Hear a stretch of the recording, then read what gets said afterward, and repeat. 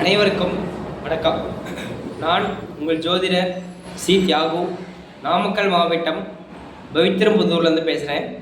என்னோடய contact number பார்த்தீங்க அப்படின்னா 9894970355.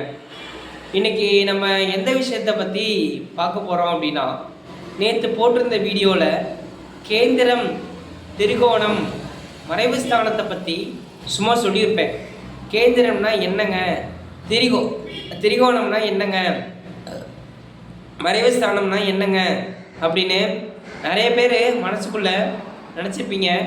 இன்றைக்கி அதுக்கான விடையெல்லாம் உங்களுக்கு கரெக்டாக பார்த்தீங்கன்னா கிடச்சிரும்.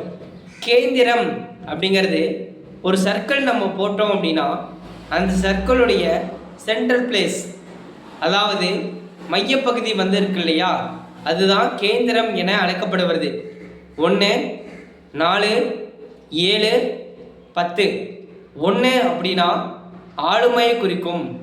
4 அப்படின்னா மனசு, அந்த மனசோடைய அமைதியை குறிக்கும். 7 அப்படின்னா நம்மளுடைய வாழ்க்கை துணை, அதாவது நம்மளுடைய மனைவியை குறிக்கும். ஆணோட ஜாதகம்னா மனைவியை குறிக்கும், பெண்ணோட ஜாதகம் அப்படின்னா கணவரை குறிக்கும். அது மட்டும் தானா? அது மட்டும் இல்லைங்க, நண்பர்கள் ஸ்தானத்தையும் பார்த்தீங்கன்னா குறிக்குங்க. அதே போல் 10 தொழில் ஸ்தானத்தையும் நமக்கு பார்த்தீங்க அப்படின்னா குறிக்குங்க. இப்போது இந்த இடத்துலலாம் சுப கிரகங்கள் உட்கார்ந்துருந்துச்சு அப்படின்னா ஜாதகர் நல்லது செய்கிறாங்க, செய்யலை, ஒரு விஷயத்துக்கு முயற்சி பண்ணுறாங்க, பண்ணலை, இருந்தாலும் அந்த விஷயம் தன்னுடைய வீட்டு வாசலில் நிற்கும் அப்படிங்கிறது ஜோதிடர்களுடைய கருத்துங்க. கேந்திரத்தில் இந்த மாதிரி ஒரு சில விஷயங்கள்லாம் இருக்குது. இப்போது திரிகோணத்தை நம்ம பார்ப்போம். திரிகோணம் அப்படின்னா 1, 5, 9ஆம் வீடு, அதாவது 1 அப்படிங்கிறது லக்னத்தை குறிக்குது. 5ஆம் இடம்ங்கிறது நம்மளுடைய அப்பாவுடைய அப்பா, அதாவது தாத்தாவை குறிக்குது. பூர்வ புண்ணியஸ்தானம். அது மட்டும் இல்லாமல் நம்மளுடைய புத்திர ஸ்தானத்தையும் நமக்கு பார்த்தீங்கன்னா குறிக்குது. 9ஆம் இடம்ங்கிறது நம்மளுடைய அப்பாவுடைய ஸ்தானத்தை குறிக்குது, அதாவது பாக்கிய ஸ்தானம். அப்பா இந்த ஜென்மத்தில் நல்லது பண்ணியிருந்தாங்க அப்படின்னா கண்டிப்பாக அதனுடைய விளைவால் நம்மளுக்கு எல்லா விஷயமுமே நன்மையாக நடக்கும். அதுவே அப்பா இந்த ஜென்மத்தில் எல்லாருக்கும் கெடுதல் பண்ணியிருந்தாங்க அப்படின்னா அந்த கெடுதல் நம்மளுக்கே பாதிப்பு பார்த்திங்கன்னா அடையும் அப்படிங்கிறத பார்த்திங்கன்னா நம்ம சித்தர்கள் ரொம்பவே அழகாக நம்ம சொல்லியிருக்காங்க. இப்போது 1, 5, 9ஆம் வீட்டில் சுப கிரகங்கள் உட்கார்ந்துருந்துச்சு அப்படின்னா ஜாதகர் அந்த ஒரு விஷயத்துக்காக பாடுபடுறாங்களோ இல்லையோ, அந்த விஷயத்துக்காக கஷ்டப்படுறாங்களோ இல்லையோ, அந்த ஒரு விஷயம் மனசில் நினச்சிக்கிட்டாவே கண்டிப்பாக அந்த ஒரு விஷயம் சக்ஸஸ்ஃபுல்லாக ஆயிருங்க. இப்போது 1, 5, 9 பாவ கிரகங்கள் ஏதாவது உட்காந்துருந்துச்சு அப்படின்னா கண்டிப்பாக அந்த ஒரு ஜாதகர் எவ்வளவு தான் ஒரு விஷயத்துக்காக கஷ்டப்பட்டாலும் கடைசி வரைக்கும் கிடைக்கவே கிடைக்காது அப்படிங்கிறது தான் ஐதீகங்க. ஆக மொத்தத்தில் கேந்திரத்தில், திரிகோணத்தில் ஒரு கிரகம், சுப கிரகங்கள் உட்கார்ந்துருந்துச்சு அப்படின்னா ஜாதகருக்கு தன்னை போலவே ஒரு நன்மை தேடி வரும். கேந்திரத்திலையும் திரிகோணத்திலையும் பாவ கிரகங்கள் உட்கார்ந்துருந்துச்சு அப்படின்னா ஜாதகருக்கு தன்னை போலவே கெடுதல் சேரும் அப்படிங்கிறது சித்தர்கள் நம்மளுக்கு கூறிட்டு போன ஒரு சில ஜோதிட சூஸ்திரமங்கள். சரி, இப்போது கேந்திர திரிகோணத்தை பற்றி பார்த்துட்டோம். அடுத்ததாக மறைவு ஸ்தானம்.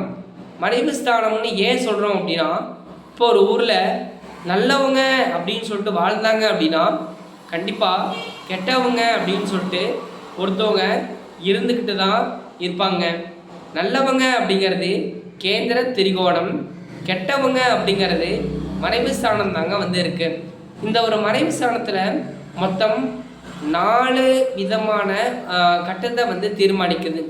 எந்தெந்த கட்டம் அப்படின்னா, லக்னத்தில் இருந்து மூன்றாவது இடம் லக்கணத்தில் இருந்து 6வது இடம், லக்கணத்தில் இருந்து 8வது இடம், லக்கணத்துக்கு இருந்து 12வது இடம். அதாவது சுருக்கமாக சொல்ல போனோம் அப்படின்னா 3, 6, 8, 12 ஆகிய இடங்கள் மறைவு ஸ்தானம் எனவும் அழைக்கப்படுகிறது.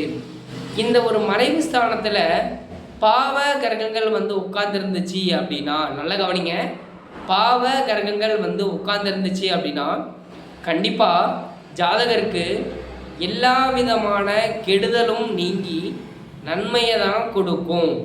அதுவே சுப கிரகங்கள்ங்கிறது உட்கார்ந்துருந்துச்சு அப்படின்னா கண்டிப்பாக அந்த ஜாதகருக்கு எல்லா விதமான நன்மையும் விலகி அந்த ஜாதகருக்கு தீமையை தான் நமக்கு கொடுக்கும். அதனால தான் நம்ம 3ஆம் இடம் அப்படிங்கிறது பார்த்தீங்க அப்படின்னா ஒரு மனுஷங்கிட்ட இருக்கக்கூடிய தைரியம், தன்னம்பிக்கையை குறிக்கக்கூடிய இடங்க.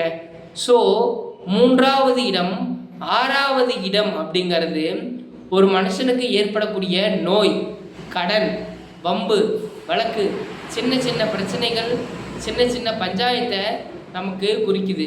அதே மாதிரி 8ஆம் இடம் அப்படிங்கிறது அவமானம், ஆக்சிடெண்ட்டு, அவமானப்பட்டு தலை குனிவது போன்ற பிரச்சனைகளை ஏற்படுத்தக்கூடியது 8ஆம் இடம். 12ஆம் இடம்ங்கிறது பார்த்தீங்கன்னா வீண் விரயம். ஏன் எதுக்குன்னே தெரியாமல் நம்ம சும்மா ஒரு 10,000 ஒரு 15,000 போயிட்டு விரயம் பண்ணிட்டு பார்த்தீங்கன்னா வந்திருப்பாங்க அப்படிங்கிற மாதிரி தான் இருக்குது. அதனால் பொதுவாக மறைவு ஸ்தானம் என அழைக்கப்படுறது 3, 6, 8, 12வது வீட்டில் தாங்க. சரிப்பா, இந்த ஒரு மறைவு ஸ்தானத்தில் சுபகிரகங்கள் உட்கார்ந்துருந்துச்சு, ஏன் லக்னாதிபதியே அங்கே போயிட்டு உட்கார்ந்துருந்துச்சு அப்படின்னா, நான் சொன்ன மாதிரி போன வீடியோவில் பார்த்தீங்கன்னா தெளிவாக போட்டிருப்பேன். திருவண்ணாமலையில் கிரிவலம் பௌர்ணமி அன்னைக்கு போயிட்டு வந்தீங்க அப்படின்னாலும் நம்ம ஊரில் இருக்கக்கூடிய சிவன் கோயிலுக்கு பிரதோஷம் அன்னைக்கு அன்னதானம் கொடுக்க நம்மளுடைய இந்த சுபகிரகங்கள் உட்கார்ந்துருந்துச்சு அப்படின்னா அதில் உள்ள கிரகங்கள் பவரை இழக்கக்கூடும் அப்படிங்கிற மாதிரி தான் வாய்ப்பு இருக்குங்க. சரி, இவனால நம்ம பார்த்திங்கன்னா சப்ஜெக்ட் ஓரியன்டாக பார்த்திங்கன்னா பார்த்தோம். இதுக்கப்புறம் சும்மா ஜெனரலாக நம்மளுக்கு சித்தர்கள் சொல்லிட்டு போன சித்து வித்தைகள் அப்படிங்கிறத பார்க்கலாங்க. நம்ம உடம்புல 7 விதமான சக்கரங்கள் இருக்குன்னு நமக்கு தெரியும்.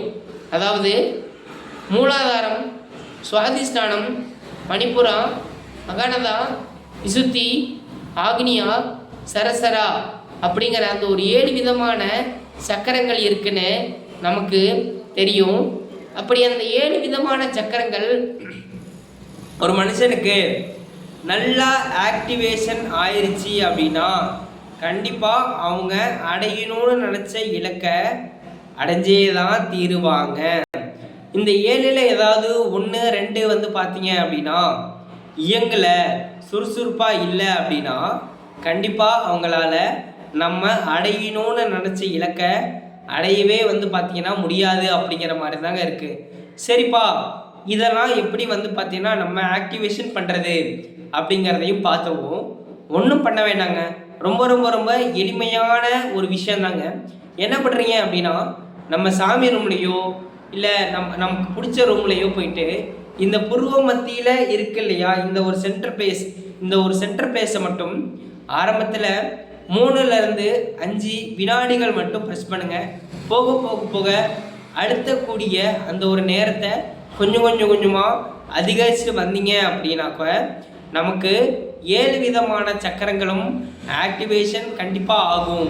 சரிப்பா, நான் வெளியே இருக்கேன், நான் பஸ்ஸில் இருக்கேன், என்னோட சொந்தக்காரங்க மத்தியில் நான் இருக்கேன், இந்த இடத்த அழுத்தினா நம்மளை என்னன்னு கேள்வி கேட்பாங்க அப்படின்னா ஒன்றும் பயப்பட வேணாம்.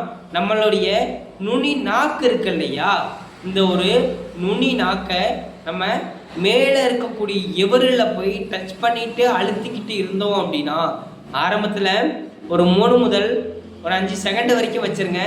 போக போக போக அந்த ஒரு டயத்தை இன்க்ரீஸ் பண்ணுங்க அப்படிங்கிற மாதிரி தான் இருக்குது. அதையும் தாண்டி நம்ம உடம்புல உள்ள எல்லா விதமான பகுதியையும் நம்ம பார்த்தீங்க அப்படின்னா வேலை செய்ய வைக்கணும் அப்படின்னு நீங்கள் நினச்சிங்கன்னா ஒன்றும் பண்ண வேணாம். டெய்லியும் ஆரம்பத்தில் இருந்து ஒரு 3 நிமிஷம், ஒரு 7 நிமிஷம், ஒரு 10 நிமிஷம், ஒரு 13 நிமிஷம்னு சொல்லிட்டு கொஞ்சம் கொஞ்சம் கொஞ்சமாக இன்க்ரீஸ் பண்ணிட்டு போங்க. தோப்பு காரணங்கிறது வந்து பார்த்தீங்கன்னா போட போட போட உங்களுடைய 7 விதமான சக்கரங்களும் அதே சமயத்தில் உங்களோட இடது மற்றும் வலது புறத்தில் இருக்கக்கூடிய மூளையும் ரொம்ப ரொம்ப ரொம்ப ஆக்டிவேஷன் அதிகமாக ஆகும். அதுக்கு தான் நம்ம எங்கேயாவது விநாயகர் கோயிலுக்கு போனாங்க அப்படின்னா சாமி கும்பிட்டு தோப்புக்காரனை போகிற காரணமே வந்து பார்த்திங்கன்னா அதுதாங்க. இப்போ நான் சொன்ன விஷயங்கள் எல்லாமே உங்களுக்கு ரொம்பவே அருமையாக புரிஞ்சிருக்கும் அப்படின்னு சொல்லிட்டு நினைக்கிறேன். தேன் கூட்டில் இருந்து இனிப்பது தேனல்ல, தேனின் உடைய விடாமுயற்சி என்று கூறி நல்லதோருக்கு வாய்ப்பளித்த அனைத்து நல்லுள்ளங்களுக்கும் நன்றி, வணக்கம். மற்றொரு காணொளியில் காண்போம் என்று கூறி விடைபெறுவது உங்கள் ஜோதிடர் சி. தியாகு. என்னோட கான்டாக்ட் நம்பர் சொல்கிறேன், 9894970355. நன்றி, வணக்கம்.